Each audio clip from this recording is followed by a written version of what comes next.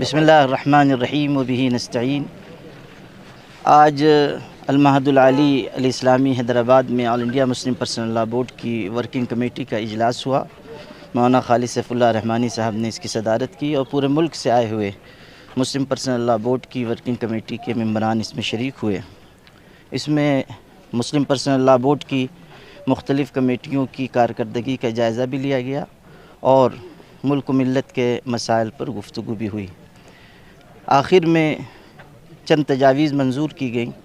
ان میں سے ایک تجویز عبادت گاہوں سے متعلق ہے، جو مساجد کا معاملہ چل رہا ہے اور جس طرح مختلف مساجد کے سلسلے میں طرح طرح کی باتیں سامنے آ رہی ہیں، اس سلسلے میں یہ طے کیا گیا ہے کہ حکومت وقت کو توجہ دلائی جائے کہ مساجد کے سلسلے میں جو صورتحال بن رہی ہے اس پر قابو پایا جائے، عبادت گاہوں کی حرمت، اس کا تقدس باقی رکھا جائے۔ اس سلسلے میں لیگل کمیٹی ہماری آگے کام کر رہی ہے۔ اسی طرح فلسطین کے سلسلے میں ایک تجویز منظور کی گئی۔ جو کچھ ظلم و ستم فلسطینی مسلمانوں پر کیا جا رہا ہے اور جس طرح ان کو نشانہ بنایا گیا ہے، مسلم پرسنل لاء بورڈ کے اس اجلاس کی جانب سے اس کی سخت مذمت کی گئی اور غاصب اسرائیل کی جو کوششیں ہیں اور جس طرح کے مظالم وہ ڈھا رہا ہے، اس سلسلے میں مسلم پرسنل لاء بورڈ کا یہ اجلاس حکومت کو بھی یہ توجہ دلاتا ہے کہ گاندھی جی سے لے کر اٹل بہاری واجپئی تک جو پالیسی رہی ہے مظلوم کے ساتھ دینے کی اور ظالم کی مذمت کی، اسی کو اختیار کیا جائے۔ وہاں کے مسلمانوں نے جس ہمت العزمی اور مقامات مقدسہ کی دفاع کے لیے جو کچھ قربانیاں پیش کی ہیں، اس کی تحسین بھی کی گئی۔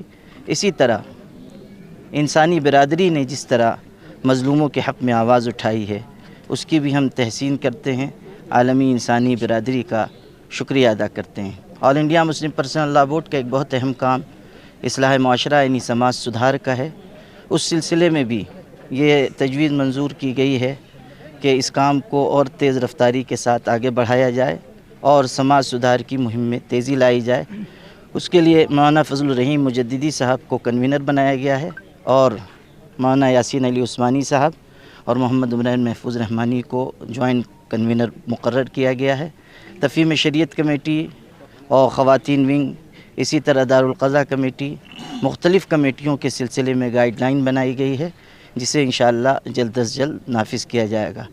مسلم پرسنل لاء بورڈ نے ازدواجی زندگی کو بہتر بنانے کے لیے ایک نکاح نامہ مرتب کیا ہے، جو ماہرین قانون، علماء و فقہا کے مشورے سے تیار کیا گیا ہے۔ آج کے اس اجلاس میں یہ تجویز منظور کی گئی ہے کہ اس نکاح نامے کو عام کیا جائے اور تمام نکاح پڑھانے والے حضرات، قضات، ان سے درخواست کی جائے کہ وہ مسلم پرسنل لاء بورڈ کے اس نکاح نامے کو عام کریں اور اسی کے ذریعے نکاح پڑھایا کریں۔ مسلم پرسنل لاء بورڈ اسے بڑی تعداد میں شائع کر کے لوگوں تک پہنچائے گا۔ مسلمانوں سے بھی گزارش ہے، ائمہ، علماء، نکاح خواہ، قاضی حضرات سے بھی گزارش ہے کہ وہ اس سلسلے میں پوری توجہ دیں۔ اس کے علاوہ مسلم پرسنل لاء بورڈ نے عبادت گاہوں کے مسائل پر بھی غور و فکر کیا ہے اور لیگل کمیٹی کو اس کے سلسلے میں ہدایات دی گئی۔